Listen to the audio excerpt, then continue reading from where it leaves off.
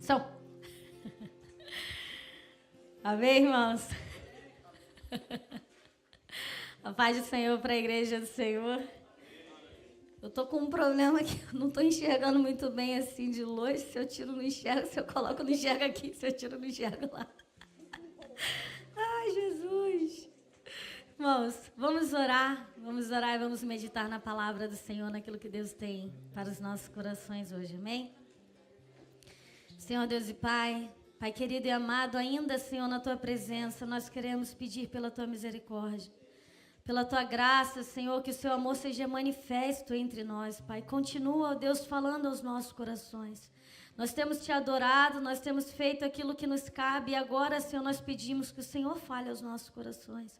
Através da Tua palavra, através da Tua santa escritura, Senhor, que nós possamos gravar, Senhor, em nossos corações para não pecar contra Ti. Ensina-nos, ó Deus, a seguir e andar nos Teus caminhos, ó Pai. Sê conosco em nome de Jesus Cristo, amém. Mas a gente está falando aqui, deixa eu abrir aqui, calma aí.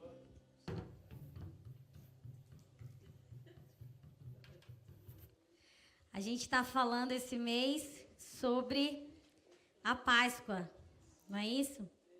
Ali, né? O caminho para a redenção. É um mês voltado para refletirmos sobre isso, né?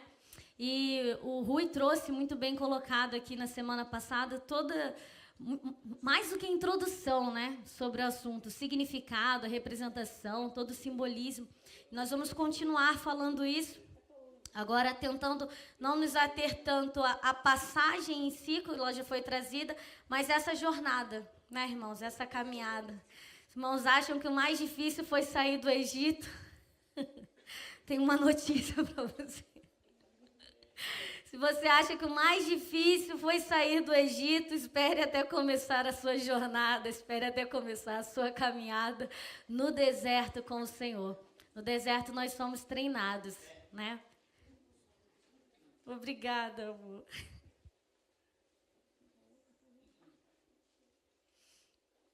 E como foi falado aqui, até o Wanderson trouxe aqui no começo, né, sobre o sangue. Aquele juízo de Deus que veio sobre o Egito. E às vezes a gente pode pensar, né, que Deus cruel mataria os primogênitos dessa forma. Mas a palavra usada é mesmo juízo.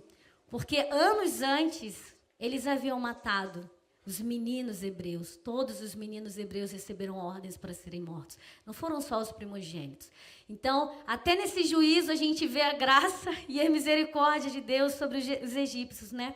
Porque ele poderia ter pago ali olho por olho. Então, agora vão todos os meninos, todos os homens da casa dos egípcios também vão morrer, vão descer à sepultura. Mas o nosso Deus, que exerce juízo, juntamente com o juízo, exerce a misericórdia.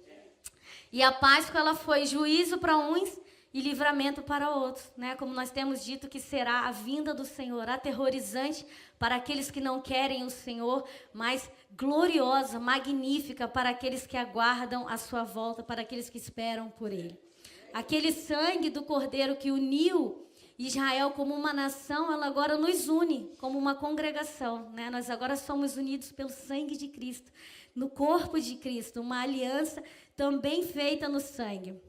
E interessante, né, que fala do sangue passado nas portas, nos umbrais, dentro das casas que estavam consumindo o cordeiro.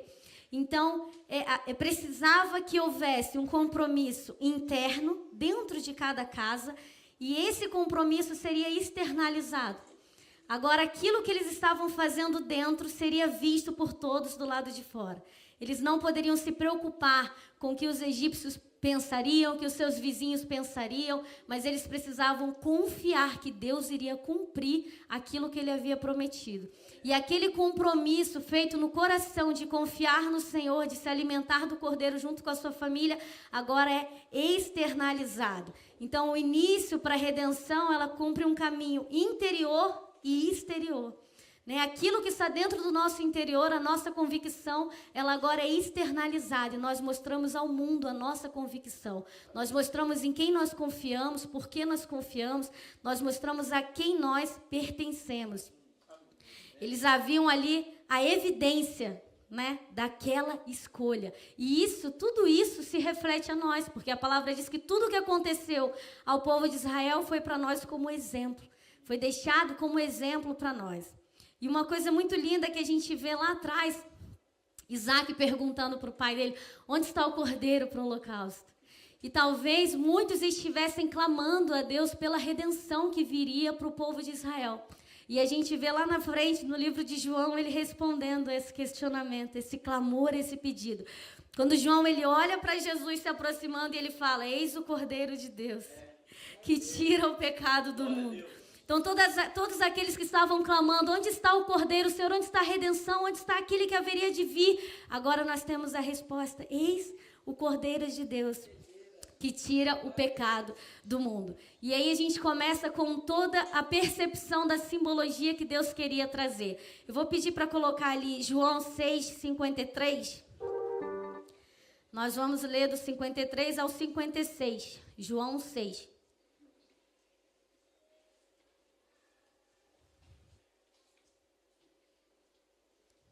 Fala sobre ele ser o nosso cordeiro. Todo aquele que come a minha carne e bebe o meu sangue permanece em mim e eu nele. Bota do 53, por favor. Isso. Jesus lhes disse, eu lhes digo a verdade. Se vocês não comerem a carne do Filho do Homem, não beberem o seu sangue, não terão vida em si mesmos. 54. Todo aquele que come a minha carne e bebe o meu sangue tem a vida eterna e eu ressuscitarei no último dia.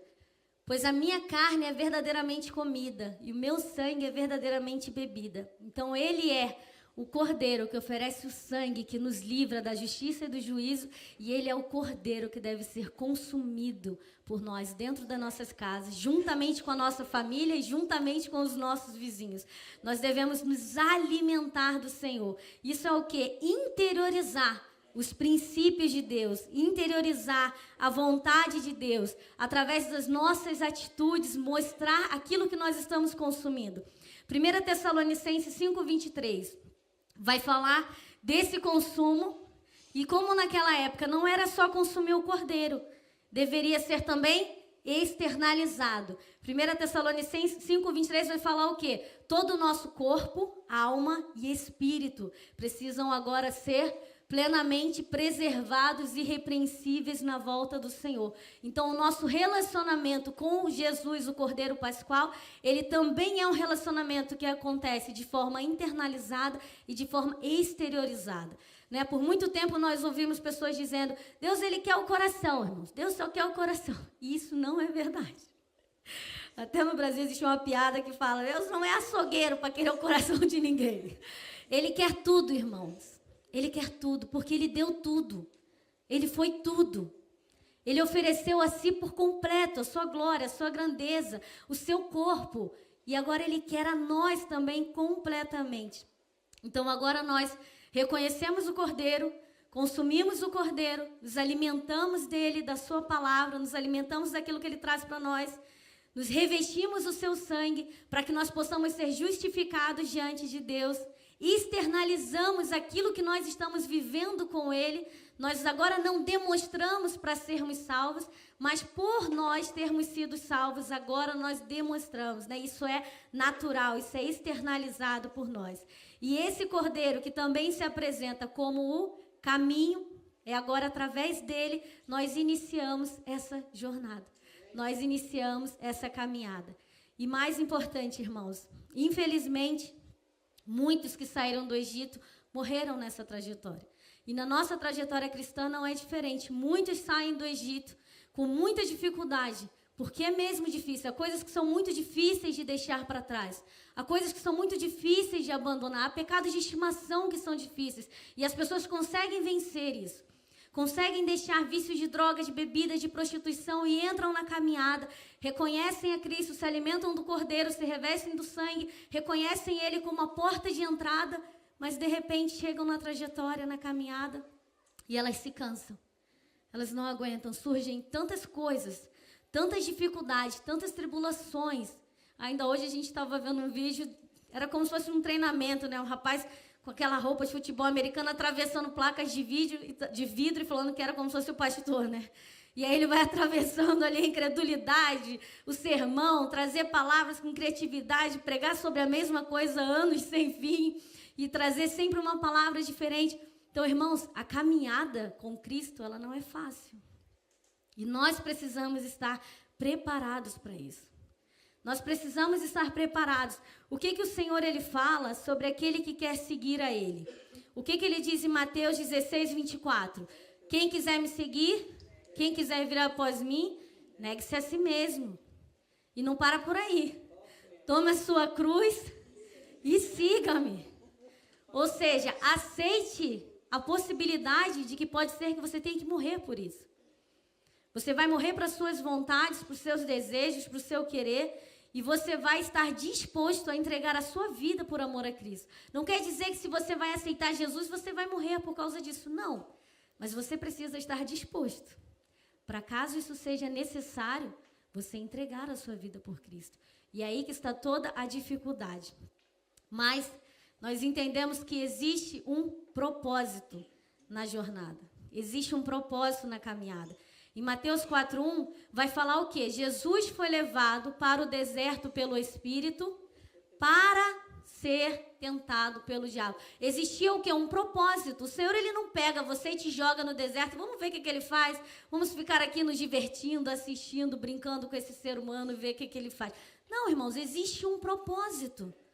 Para a nossa jornada, para a nossa caminhada, existe um para quê? E é isso que nós precisamos encontrar.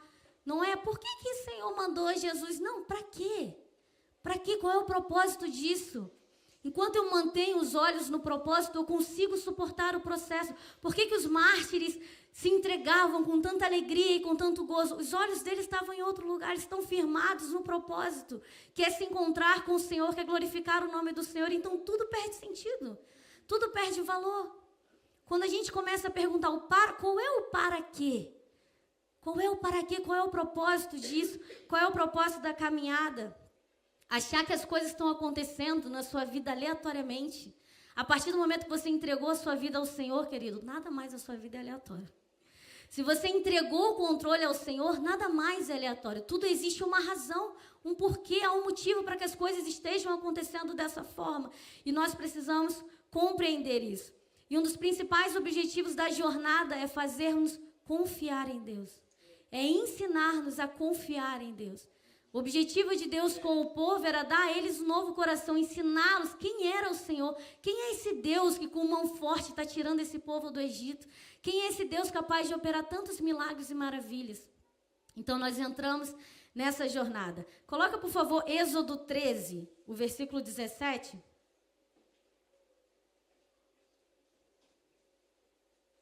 Olha o que fala sobre o controle da trajetória. Quando o faraó deixou sair o povo, Deus não o guiou pela rota da terra dos filisteus, embora fosse o caminho mais curto.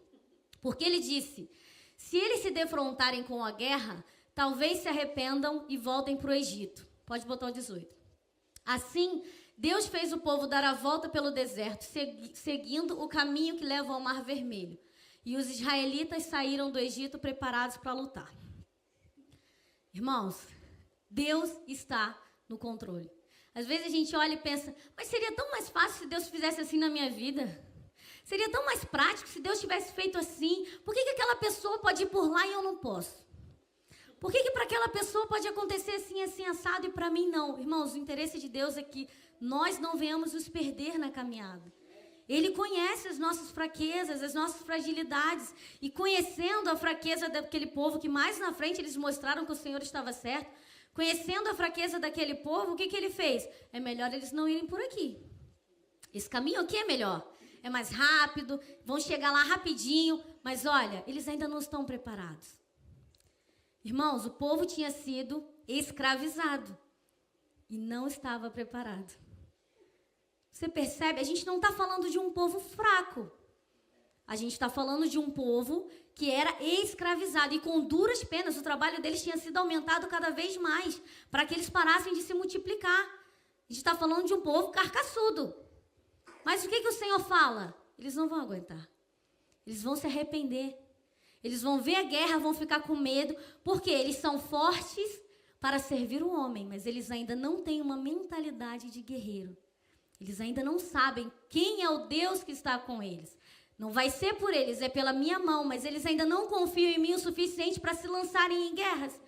Eles ainda não confiam no Senhor o suficiente. E aquele mesmo Senhor que tinha feito tantos milagres e maravilhas no Egito, mas o Senhor sabia do coração deles. E para o Senhor estava tudo bem, o Senhor não estava consternado com isso. Ele simplesmente, olha, vamos seguir o caminho mais longo, porque por aqui eu protejo o povo de ver o mal. Eu protejo o povo de se arrepender, de se voltar contra mim. Irmãos, até isso o Senhor faz a nossa trajetória. Parece difícil, parece cansativo, mas muitas vezes o Senhor está nos protegendo de nós mesmos. O Senhor está nos protegendo do nosso orgulho, o Senhor está nos protegendo do nosso ego, o Senhor está nos protegendo da nossa soberba. Às vezes tentamos alcançar coisas que para outros parecem tão fáceis e para nós tão difíceis, e nós dizemos, Senhor, por que não? E muitas vezes o Senhor está nos protegendo de coisas que poderiam no futuro nos afastar dele. O Senhor está nos privando de vermos coisas que poderiam fazer com que a gente se arrependesse de ter saído do Egito, de ter reconhecido a Ele como Senhor e Salvador de nossas vidas. Ele sabia que o povo não estava pronto e mostraram isso para ele todas as vezes, que toda vez que acontecia uma dificuldade, irmãos, aquele povo falava o quê? Ai, você trouxe a gente para morrer aqui, deixava a gente morrer lá. Você trouxe a gente para passar fome aqui, lá tinha tudo, aqui não tem nada. Todas as vezes que acontecia alguma coisa, que o povo se entristecia, que o povo sentia falta, eles reclamavam e se voltavam contra o Senhor. Então, o Senhor já sabia que eles não estavam prontos para as adversidades. Apesar de ser um povo que há 400 anos enfrentava o quê? Adversidades. Eles eram escravos. Eles tiveram que matar os próprios filhos, tiveram que jogar os filhos no rio. Todos os meninos nascidos foram jogados no rio. Com exceção de Moisés, claro, colocado num cestinho. Mas nós estamos falando de um povo que não estava preparado para enfrentar a adversidade do lado do Senhor. E às vezes a gente olha e pensa, meu Deus, que povo perturbado, né? Olha, como se nós fôssemos o lírio do vale, né? O alecrim dourado que nasceu no campo sem ser semeado. Maravilhosos, olhamos ali para o povo e falamos, ai, que povo, se fosse eu, destruía esse povo. Eu que reclamo por muito menos. Por muito menos. Mas no deserto existe uma transformação. No deserto, o Senhor pega o amontoado de escravos e transforma num exército. Ele transforma num povo com uma missão. Ele transforma num povo com um propósito. Então, a gente sai do Egito com uma mentalidade de escravo da nossa carne, escravos de nós mesmos, escravos das nossas vontades. Às vezes o povo pensa, era escravo do diabo. Não é como se você estivesse ali acorrentado e o diabo falando, faz isso, faz aquilo, e você faz. Não literalmente, mais ou menos, mas eu vou entrar por aí. Não literalmente dessa forma. Mas a incapacidade de resistir à nossa própria vontade, a incapacidade de resistir às adversidades, a incapacidade de conseguir escolher entre aquilo que é bom e aquilo que é ruim. Disso nós fomos libertos. E foi necessário o povo atravessar o deserto para se encontrar com o Senhor e conhecer o Senhor. E veja, aquilo tudo era para ter sido muito mais curto. Muito mais curto. Era ali mais ou menos uns 50 dias até o monte, depois ficaram mais ou menos um ano ali se alimentando da palavra do Senhor, e em poucos dias era para entrar em Canaã. Mas o que acontece com esse povo? O povo vai espiar a terra e volta dizendo, não vai dar, não tem como. O problema, veja bem, não é você desconfiar e duvidar da sua incapacidade. O problema é você duvidar de quem é o Deus que está do seu lado. Quem é o Deus que está te ordenando? Quem é o Deus que está dizendo, vai e faça, eu vou estar com você? Essa é a grande dificuldade. Eles não duvidaram deles, eles não confiaram no Senhor. E começou de novo aquela história que a gente veio para morrer aqui, vai dar tudo errado, e os nossos filhos vão se tornar escravos, e o Senhor se volta contra o povo e fala, olha, por causa disso, 40 dias ali de espionagem, 40 anos vocês vão ficar passeando aqui no deserto, até que essa geração morra. E os seus filhos que vocês disseram que iam ser escravos, eles vão herdar. O Senhor agora começa a preparar um novo povo. mas sem esquecer, sem deixar que eles esquecessem tudo que Deus havia feito. E a gente começa agora a passear no deserto. Coloca, por favor, Jeremias 2:6. Aqui fala um pouquinho de como é o deserto. A gente já consegue imaginar, né? Não é um lugar muito agradável. Mas aqui fala assim, ó, eles não perguntaram, onde está o Senhor que nos trouxe do Egito e nos conduziu pelo deserto? Por uma terra árida, cheia de covas, terra de seca e de trevas, terra pela qual ninguém passa e onde ninguém vive. Então, quando a gente diz sair do Egito, é difícil. Não é fácil, nós precisamos da boa mão do Senhor para nos resgatar de lá. Mas depois caminhar com o Senhor pelo deserto, pela terra árida, caminhar com o Senhor pelas faltas, pelas ausências, caminhar com o Senhor no meio das pestes, no meio da morte, caminhar com o Senhor com Ele dizendo não, caminhar com o Senhor tendo que matar a nossa carne, a nossa vontade. Tem uma parte que chega a ser tragicômica, né? Quando o povo cisma que quer comer carne, e o Senhor fala, agora você vai comer carne até sair pelo nariz. Vocês reclamam de tudo. Vocês reclamam o tempo inteiro. Então, sentir falta, aquilo que a nossa carne sente falta. Às vezes a gente sente falta de coisas que agradam a nossa carne, mas desagradam o Espírito de Deus. Como é lidar com isso no deserto?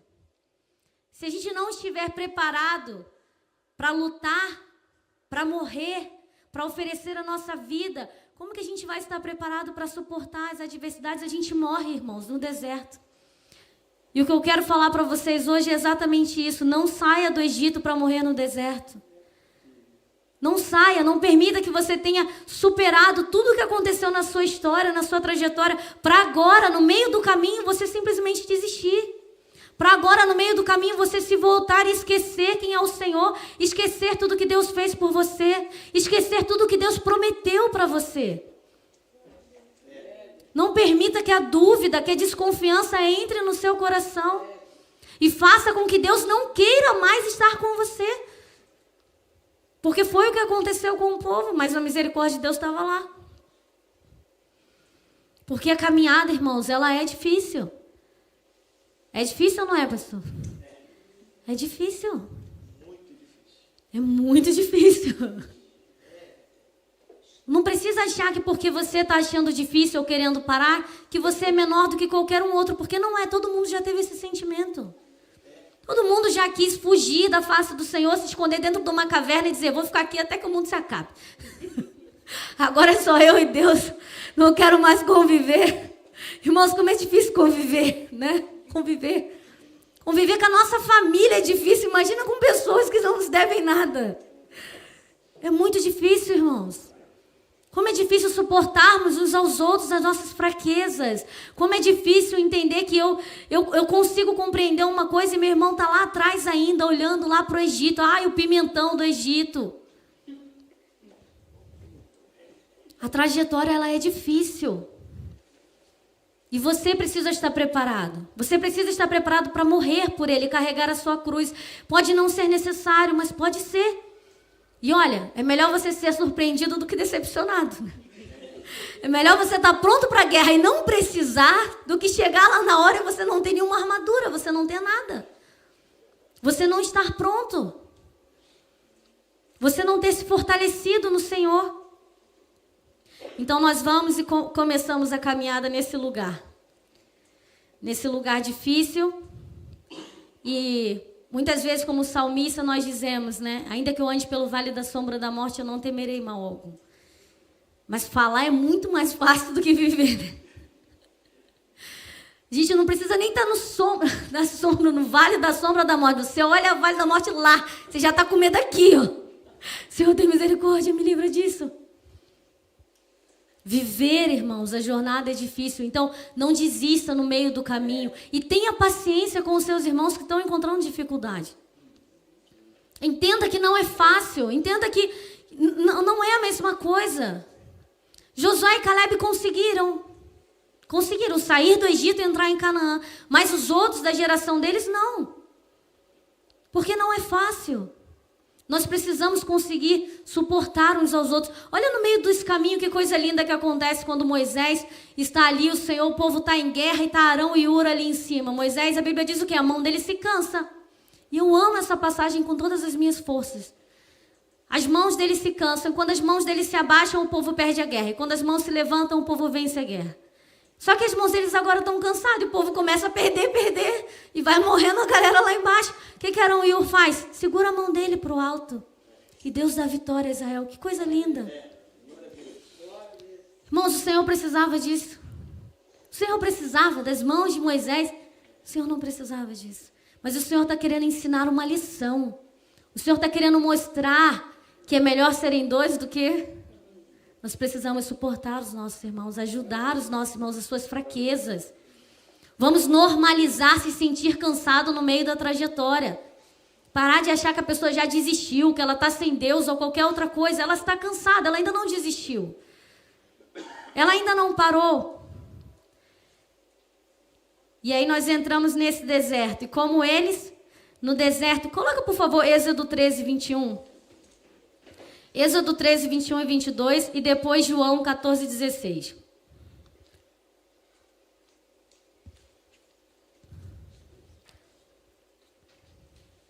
Durante o dia, o Senhor ia diante deles numa coluna de nuvem para guiá-los no caminho. De noite, uma coluna de fogo para iluminá-los. E assim podiam caminhar de dia e de noite. A coluna de nuvem não se afastava do povo, nem de dia, nem a coluna de fogo de noite. Bota João 14, 16.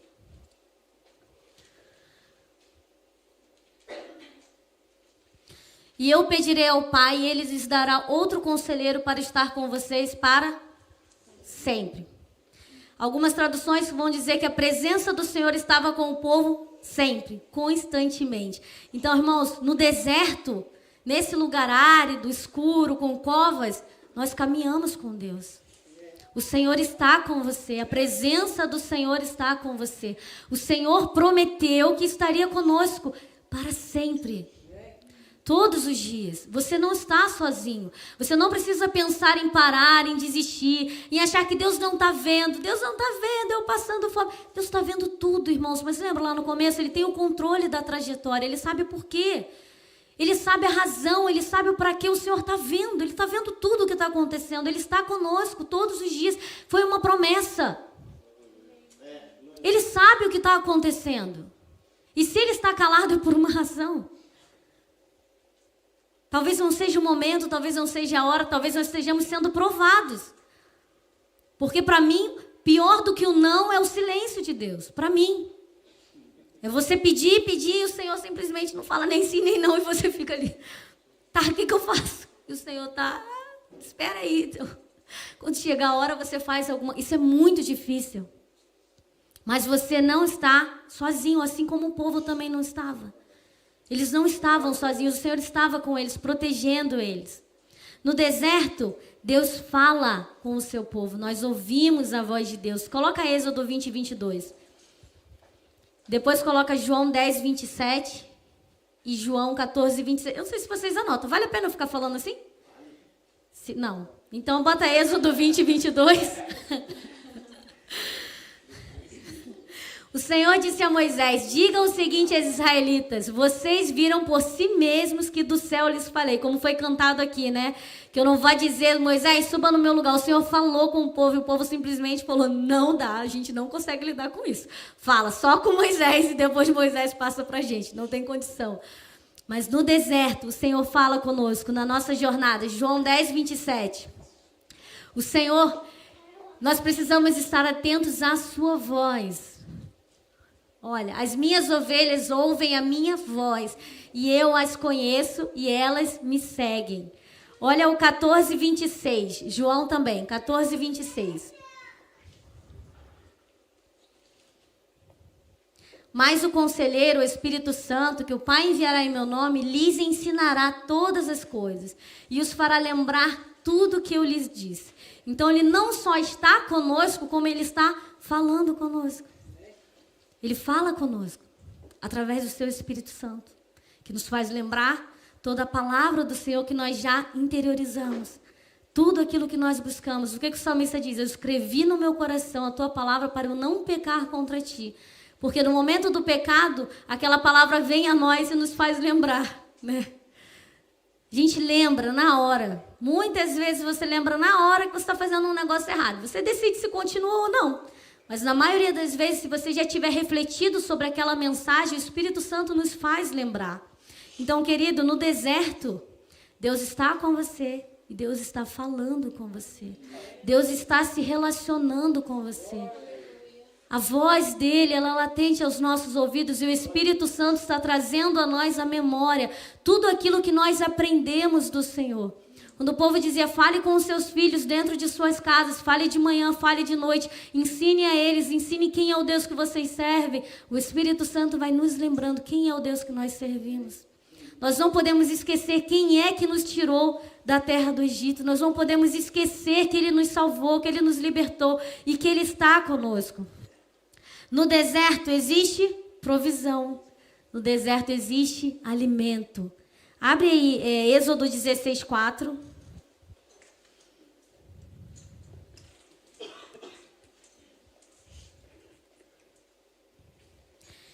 Disse, porém, o Senhor a Moisés, eu lhes farei chover pão do céu. O povo sairá, recolherá diariamente a porção necessária para aquele dia. E com isso os porei à prova, para ver se seguem ou não as minhas instruções. Coloca também João 6:58. Ou seja, até recebendo o alimento do Senhor nós somos provados, né? Eu vou te dar, mas você faz assim, assim, assim. Só pode pegar aquilo o suficiente para aquele dia. No sábado vocês vão pegar. Existia uma série de ordens. E olha, ele é o pão que desceu dos céus. Os antepassados comeram maná e morreram. Mas aquele que se alimenta desse pão viverá para sempre. Ele continua nos dando provisão. Ele continua andando conosco, irmãos. Para que nada nos falte, para que nós consigamos ser revestidos de força. O povo se alimentou desse maná e conseguiu seguir em frente, fazer a jornada por tantos anos. O Senhor está dizendo, eu sou suficiente. Chegou um momento em que o maná parecia pouco, eles estavam enjoados, né? Eu não aguento mais comer isso, eu quero comer carne, aquela passagem. Às vezes parece pouco, né? Aquilo que Deus está nos oferecendo, comparado com o que o mundo oferece. Quando o diabo leva Jesus no topo do templo e fala, tudo isso te darei se prostrares e me adorares. Às vezes parece muito pouco. Comparado ao que o mundo, ao que o Egito tinha, o que Deus estava dando era muito pouco. Mas Deus não estava só alimentando o povo, Ele estava mostrando o seu poder. Ele estava mostrando que Ele estava presente, Ele estava mostrando que Ele seria capaz de sustentar o povo com só o maná.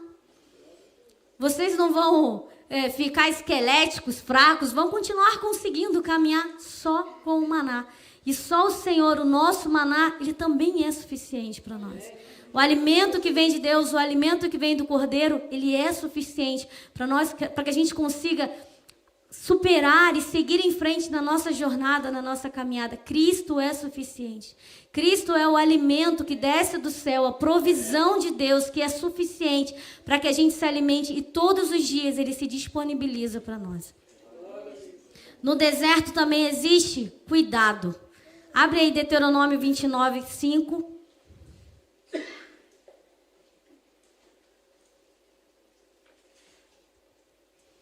Durante os 40 anos em que os conduzi pelo deserto, disse ele, nem as suas roupas, nem as sandálias dos seus pés se gastaram.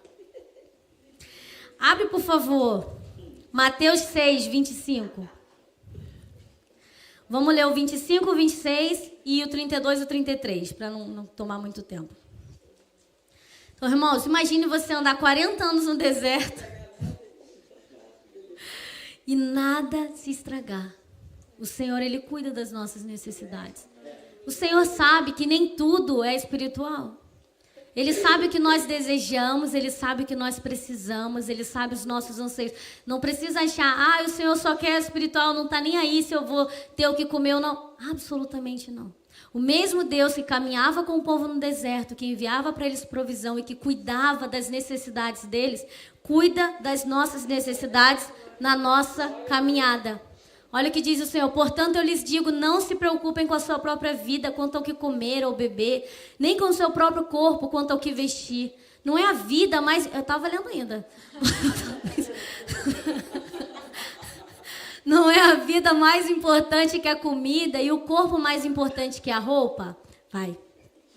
Observem as aves do céu, não semeiam, nem colhem, nem armazenam em celeiros, mas, contudo, o Pai Celestial as alimenta. Não tem vocês muito mais valor do que elas? Vamos para o 32. Pois os pagãos é que correm atrás dessas coisas, mas o Pai Celestial sabe que vocês precisam delas. 33. Busquem, pois, em primeiro lugar o reino de Deus e a sua justiça, e todas essas coisas lhes serão acrescentadas.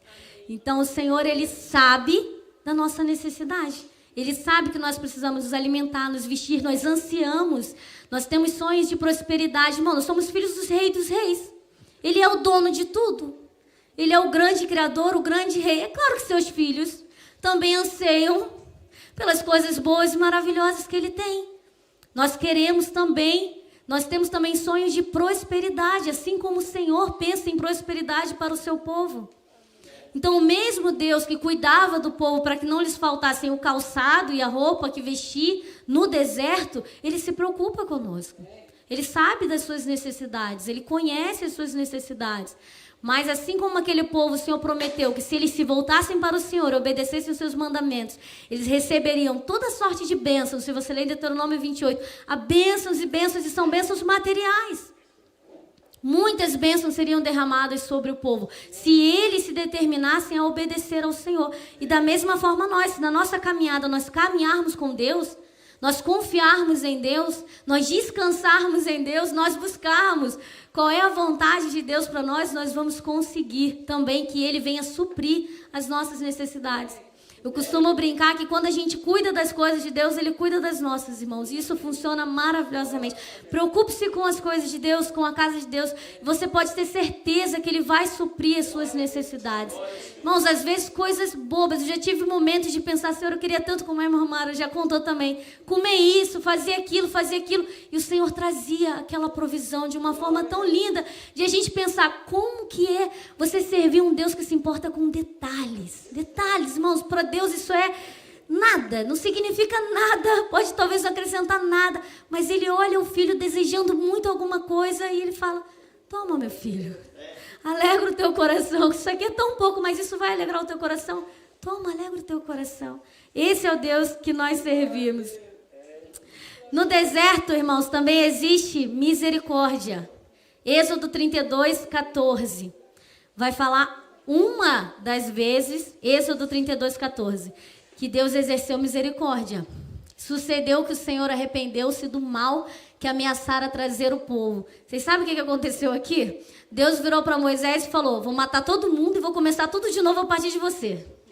Chega desse povo, não quero mais saber, esse povo não quer nada comigo, vamos acabar com todo mundo agora você, Moisés, de você eu vou suscitar o povo. Moisés, a sua humildade... Podia ter pensado, uau, não vai ser mais o povo de Abraão, Isaac e Jacó, vai ser o povo de Moisés agora, né?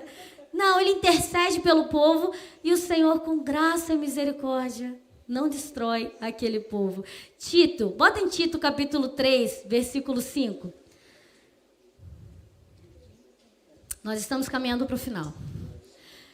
Nós vamos ler o 5 e o 6. Não por causa de atos de justiça por nós praticados, mas devido à sua misericórdia. Ele nos salvou pelo lavar regenerador e renovador do Espírito Santo, que Ele derramou sobre nós generosamente, por meio de Jesus Cristo, nosso Senhor. Então, querido, você está na caminhada, existe um Deus de misericórdia com você. Se você errar, se você falhar, se você pensar em desistir, até mesmo se você murmurar, mas se você se voltar para o Senhor e se arrepender, o Deus de misericórdia, Ele vai te ouvir. O Deus de misericórdia, Ele vai te reavivar, Ele vai te reanimar. Como eu falei semana passada com Elias, ele encontra Elias no deserto, e o que ele faz? Dá alimento. Acorda, levanta, come e dá ali um alimento para ele. E olha que lindo, quando Elias acordou já estava tudo pronto, né? Já estava um peixinho, um pãozinho maravilhoso acordar assim. Elias, acorda. Acordou comidinha aqui, ó, come. Sua caminhada é longa. ele come e dorme de novo. Mas, irmãos, o Senhor nos acompanha, a misericórdia de Deus nos acompanha. A misericórdia do Senhor não quer que a gente morra no deserto. Esse não é o objetivo, não foi para isso que o povo de Deus tirou o povo do Egito. O plano não é esse. Não é que a gente saia do Egito e morra no deserto sem entrar em Canaã, sem alcançar a Canaã celestial. O objetivo do Senhor é que nós possamos chegar lá do outro lado. Como a gente tem falado, a Páscoa é a passagem. É o caminho para a redenção. E a coisa linda é que assim como a Páscoa apontava, lembrava a saída e apontava para a nova Páscoa, para a redenção, para o novo Cordeiro, a nossa celebração aponta para a morte de cruz e nos aponta também para as grandes bodas do Cordeiro, para estarmos com Ele. Nós nos lembramos daquele sacrifício que foi feito e nós temos a visão lá na frente e ansiamos pelo momento em que nós vamos cear com Ele. Porque o deserto, meu querido, ele é lugar de passagem. O deserto não é lugar de permanência. E isso a gente tem, não vou colocar ali para não tomar mais tempo. João 14, 2, 3, João 17, Filipenses 3, 20, 1 Pedro 2, 11. Não precisa colocar, pode ficar tranquilo. Vai falar o quê? Nós somos peregrinos na terra. Nós somos peregrinos na terra, nós não estamos aqui. Nós estamos de passagem, não precisa se apegar, não precisa ficar com medo. Bota os olhos lá na frente para que você consiga suportar a dor, a tristeza, a fraqueza. Olha lá na frente, olha para Canaã para que você consiga suportar. Assim como Josué e Caleb voltou e falou, a terra é maravilhosa mesmo. Vamos juntar todo mundo e vamos entrar lá. O negócio vai dar bom. Irmãos, é essa a visão que o Senhor quer dos seus filhos. Que a gente consiga olhar adiante, confiar no Senhor e dizer, se o Senhor vai ao nosso lado, então nós vamos conseguir. Se o Senhor está ao nosso lado, nós vamos superar, nós vamos suportar, nós vamos aguentar as dificuldades, as adversidades, nós vamos aguentar o calor sufocante, nós vamos aguentar o frio que existe. Tudo aquilo que existe no deserto, nós vamos suportar, não por nós mesmos, mas porque Deus está ao nosso lado. Porque o Espírito Santo está com você e está em você, como disse o próprio Senhor Jesus. Vamos ler agora para terminar. Apocalipse capítulo 22, versículo 1 ao 5. Vou pedir para a igreja ficar de pé para a gente ler junto.